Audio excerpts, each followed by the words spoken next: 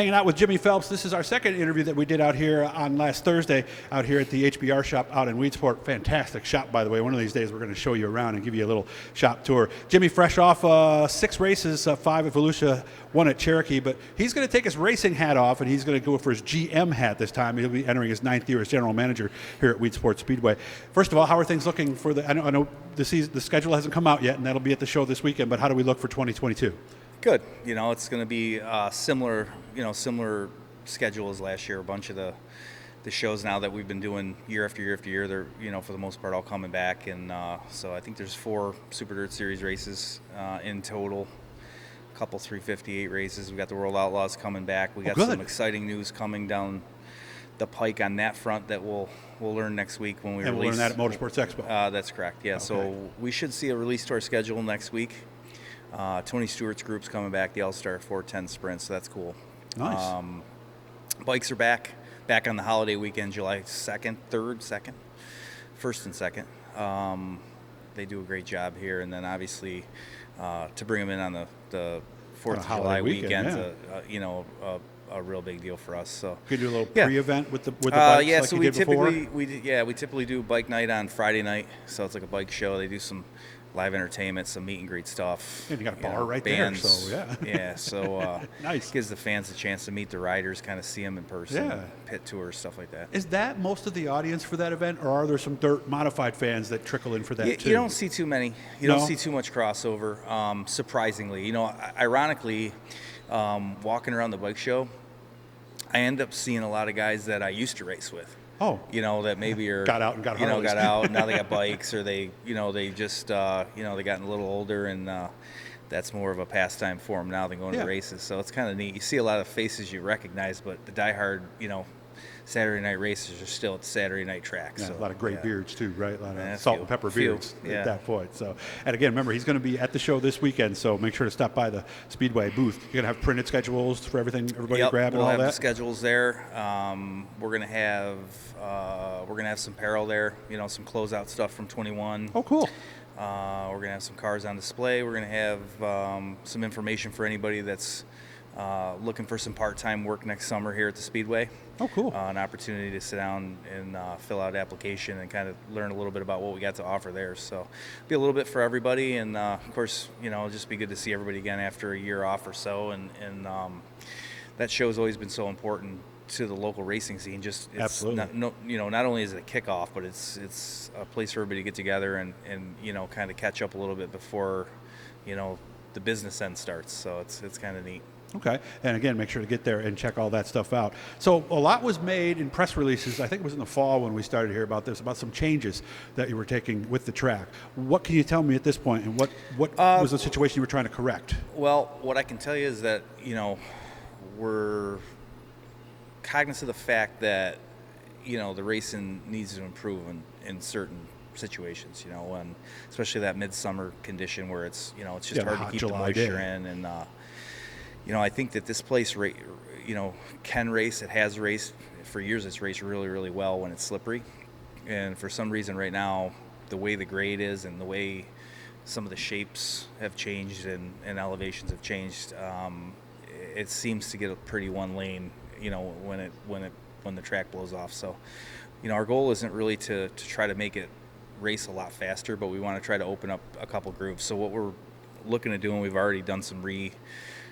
reshaping of the corners as far as the grades go. We've cut in and changed the progression on the banking a little bit. Turn 1's going to should be noticeably banked more, and so is 4.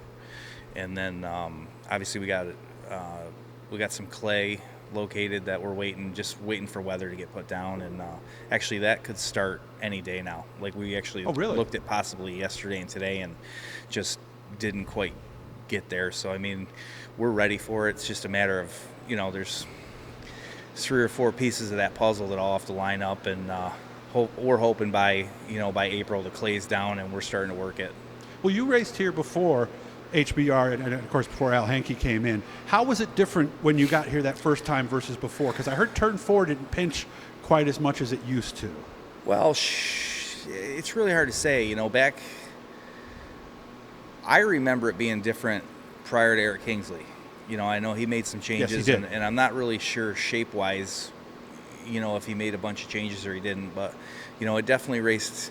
It raced quite a bit different in the early 2000s, you know, or the 90s than it does today. And we have really never changed the overall shape. If you look down from an aerial print, you know, it's still exactly the same. The new walls went right into the same spot as the old ones. So the concrete barrier in 4 was in the same place it was. It's noticeably different, and I think some of it's a product of, you know, over the years putting clay on, losing it, putting it on, losing it. Maybe that's what we're kind of looking at right now. Is let's refocus on getting the progression back correct in the corners.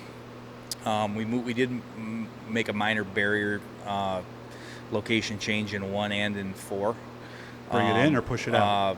They're going to go in a little bit. Which, okay. you know, our goal is to try to, in turn 4, you know, open up the approach to the front stretch so it's not quite as, you know, sharp and they're not heading at the wall. And then obviously in 1, just to try to make it a little less of a sharp turn getting into 1, and, you know, maybe change the racing a little bit. But Yeah, because I don't see people high on the entrance in 1 as much as and I think used to. that's not really necessarily.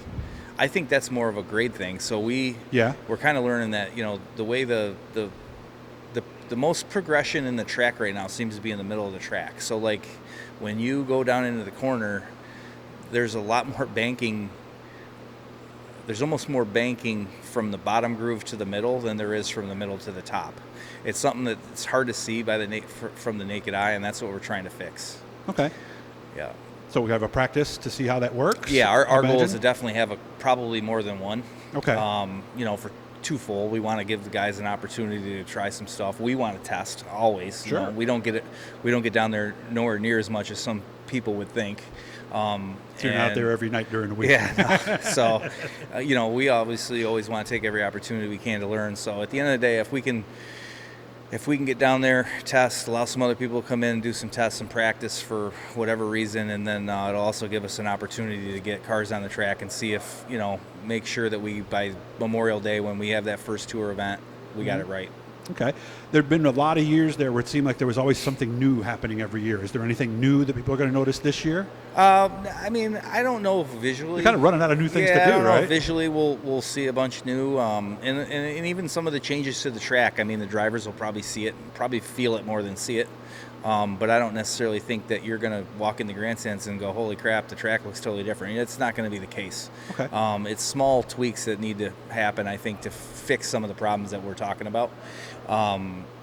As far as new, I mean, it's going to be business as usual as far as trying to just keep elevating every event to make it, you know, more fan friendly and more fun. You know, there'll be bands, live entertainment, the food.